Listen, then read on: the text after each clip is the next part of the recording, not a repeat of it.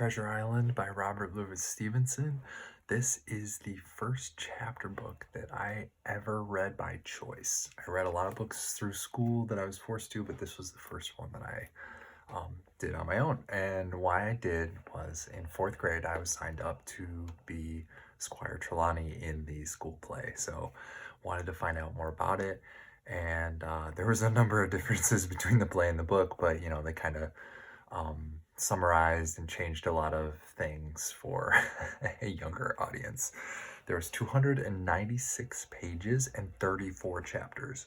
I really liked that all the chapters were short, 10 pages or less. That made it really easy to stop and go, put it down, and pick it up, and it did go by really fast once they got on the ship.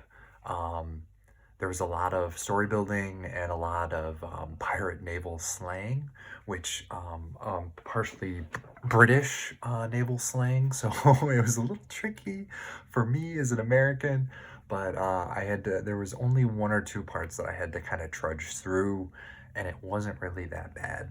Once things got going, once they were on the ship, once they were on the island, then it really flew by. There were parts that I didn't like. The slang I already kind of mentioned. I didn't like the switch of the narrator's perspective from Jim Hawkins to the doctor.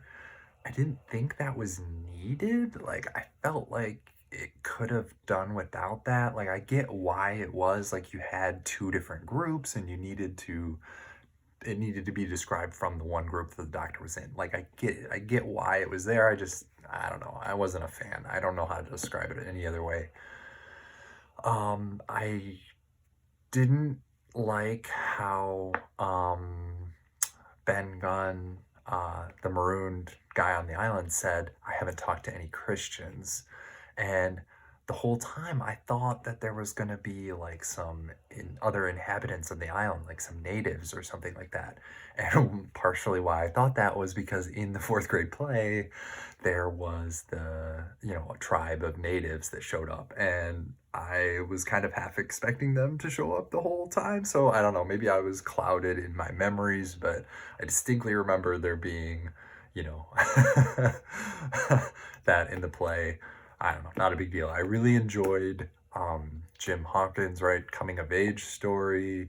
He kind of wanders around and learns the ropes. I also really liked Long John Silver. He was a very cunning and clever, but also very charismatic character. And to me, that was really cool. Like, he switched sides, he was double dealing, but he was also like played his part really well. I didn't really know what to expect with the number of characters. There was more than I was expecting. Like, they had a number of mutineers that they were described only very briefly. I think the first mate was like fell off the ship or something really early on. So there was like a number of characters that I was surprised that disappeared, which kind of makes sense. Like, they didn't have to split the treasure as many ways. The ending, I was a little surprised by only descriptions of maybe two characters at the end. I thought for sure there would be more descriptions of Jim Hawkins and the doctor and even the captain. Like, I thought there'd be more of that in the end. I did like the way that they found the treasure. I did like how they described carrying it out. I also did like that there was some left. The silver and the munitions was not found, so that kind of adds a little bit of intrigue and possible future situations. So yeah, overall, it was an interesting read, and I mainly read it for nostalgia. There was one or two parts where I had to power through it, but again, it's probably just because I'm American and don't know all the naval slang, and it was British naval slang and pirates and stuff like that. So it was a fun book, but definitely not my favorite.